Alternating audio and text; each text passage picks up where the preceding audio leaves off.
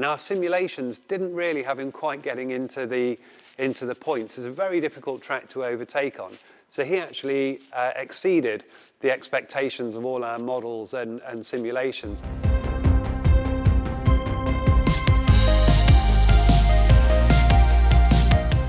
How did we feel about the alternative tyre allocation in qualifying, and how did we approach it? Well, the challenge of having to do Quali 1 on the hard and then Quali 2 on the medium, Quali 3 on the soft is really good. It means the driver has to balance his outlap to get the tyres in the right window, progressively going slower each time. But that adds to the challenge, makes it a little bit more difficult. In terms of the rest of the weekend though, the issue is that you've just got less tyres on a Friday, and if you ask engineers or drivers would they like more tyres, they'll always say yes. So it meant that we only ran one set of dry tyres over the course of that Friday session. It became very difficult to know where we stood, but then we had a new medium and a new soft. We were unusual in that respect, but they were great tyres to practice for qualifying in the hotter conditions that we had in P3, and they were very similar to what we had in qualifying. But we'll review what we did, and you'll probably find that the next time we do this in Monza, teams will all tune their approach slightly. Why was the car fast at the end of the race, but not at the start?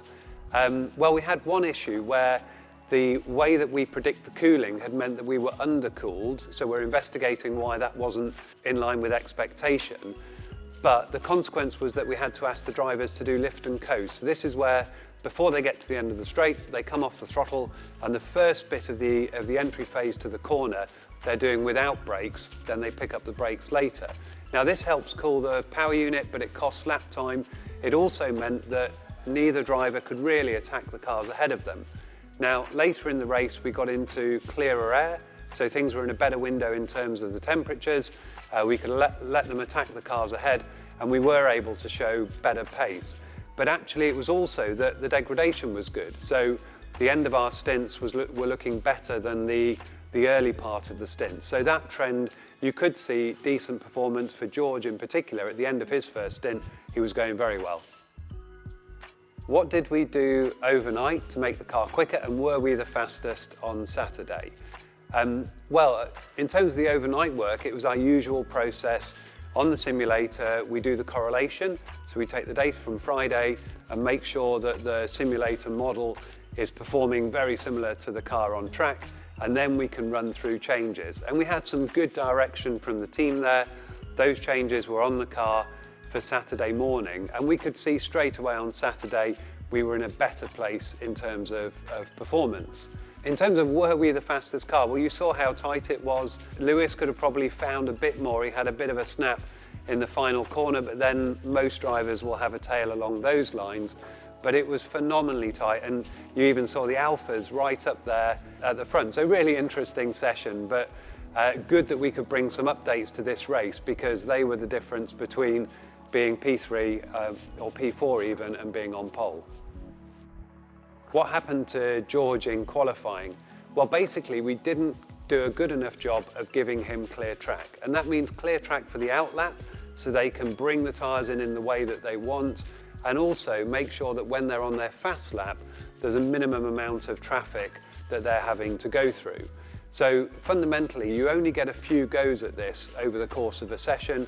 We did 2 runs, they were all a bit compromised, and with the really tight field you only need to lose a few tenths and you get bumped out. So we'll review what we did, we'll review the entire session, look at how we should have performed better, because when you've got a car that can qualify on pole, it's incredibly frustrating for the driver that gets knocked out in Q1, so we'll make sure we can avoid that in future. Was starting on the soft tyre an option for Lewis?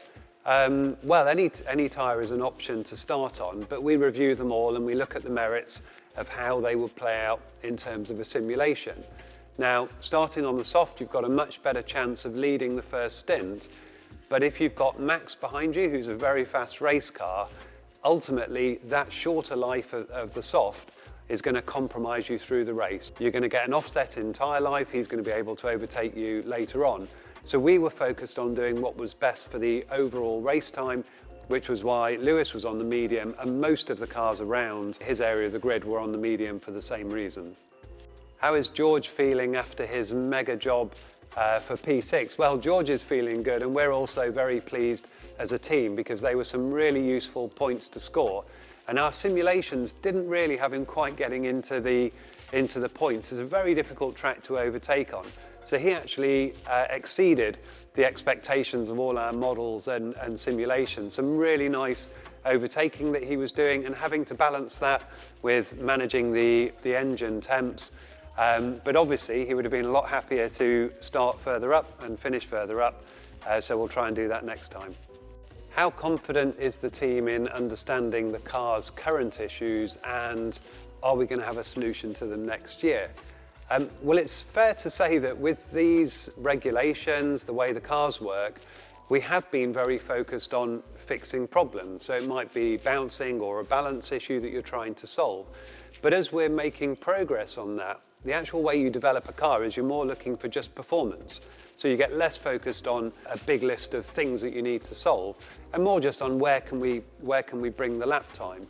The focus for next year's car is that we make sure the key decisions give us a lot of scope for development, because you can see this year just how much performance all teams are bringing as they go through the year, and you need to be able to bring that performance.